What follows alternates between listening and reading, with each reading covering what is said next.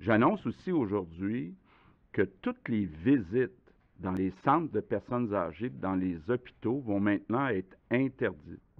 Qu'on veut.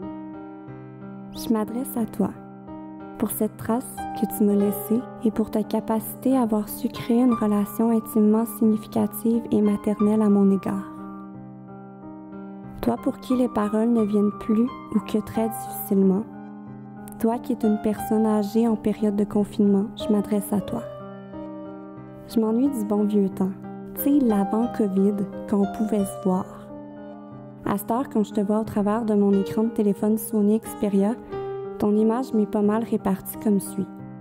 Le 1/8 du temps, j'aperçois ton menton et les narines de ton nez, puis le reste du temps, ta jaquette rose. T'as de la difficulté à bien aligner ton iPad vis-à-vis ton visage de femme qui en a beaucoup trop vécu depuis le 24 avril 2019. Malgré tout, depuis un an jusqu'au 13 mars dernier, on en profitait bien. On pouvait se voir au complet, se sourire sans être en mode selfie, interagir sans différer, toucher le tissu de nos beaux vêtements, sentir qu'on sentait bon et profiter de toutes les merveilleuses activités qui sont à ta disposition à la Seva. Ça me manque de juste être avec toi puis de t'aider dans tes activités et ton autonomie. Je dois t'avouer que parfois, je m'ennuie aussi de l'ancienne toi. Je veux dire la première toi. La toi qui pouvait s'exprimer verbalement sans difficulté. Je sais que toi aussi tu t'en ennuies souvent. J'adorais quand tu prenais plaisir à me raconter toutes tes histoires de jeunesse, tes moments de délinquance, tes anciennes amours, les moments au chalet à Saint-Alphonse, les logements de grand-papa Léon dans Hochelaga, sur la rue Joliette entre autres. Depuis la dernière fois qu'on s'est vu, tellement de choses ont changé. Les écoles ont fermé et tous les magasins et commerces jugés comme étant non essentiels aussi. Les gens doivent se tenir à plus de 2 mètres les uns des autres et certains portent des masques afin de se protéger contre un monstre invisible et inconnu mais terrifiant et imposant à la fois. Les commerces essentiels, eux, ferment leurs portes les dimanches afin de tout désinfecter. Lorsqu'ils sont ouverts, ils acceptent un nombre limité de clients. Avant d'entrer dans le commerce, ces derniers doivent répondre aux questions d'un gardien de sécurité et se laver les mains à l'aide d'une petite fontaine d'eau non potable. Force est de constater qu'il n'y a pas seulement de pénurie de levure instantanée, mais de gel désinfectant aussi. Pour te donner une idée de comment ça a changé dehors, j'en étais venue à développer une stratégie pour faire mon épicerie tout en évitant de perdre du temps à faire la file d'attente. Je m'efforçais d'y aller soit tôt le matin ou lorsqu'il pleuvait. Maintenant, ça me dérange plus trop d'attendre. Te rappelles-tu, avant tout ça, on s'efforçait à tout prix de rentabiliser son temps. On devait donner une utilité au temps qu'on possédait afin de donner à sa propre personne une certaine importance. Comme si le fait de ne pas avoir trop de temps libre faisait de nous des êtres plus importants, puis ça, c'était donc bien valorisant et valorisé aux yeux de la société. À cette heure, tout est en slow motion, puis c'est merveilleux. Pour ma part, j'ai appris à accueillir et apprivoiser ce temps-là.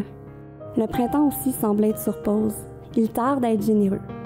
Vu qu'il est préférable de rester à la maison, je m'imagine voyager sur d'autres continents en déplaçant ma chaise de camping d'une pièce à l'autre de mon 5,5 à la poursuite des rayons du soleil d'avril. Avril. Tu sais, ce moment de l'année où, quand tu avais encore l'énergie d'y aller, tu revenais de la Floride toujours pile poil pour le printemps.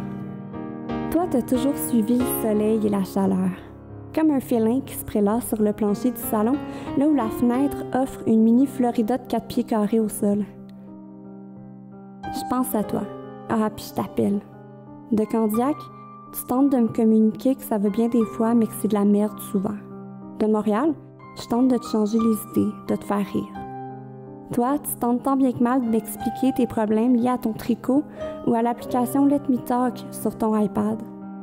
Moi, je tente tant bien que mal de t'aider avec mes connaissances et je m'improvise YouTubeuse l'instant de me filmer et de t'envoyer un tuto sur comment fermer un tricot. En terminant notre conversation, tu me dis « Bye! » Mais j'entends « Je t'aime ». Avant, je l'attendais. Maintenant, je l'entends.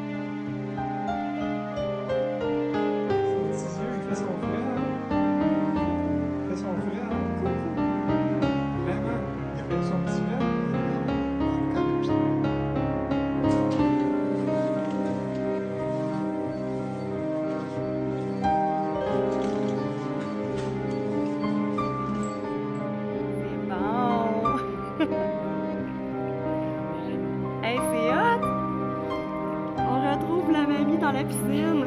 C'est parfait. Ouais, t'es en forme, hein?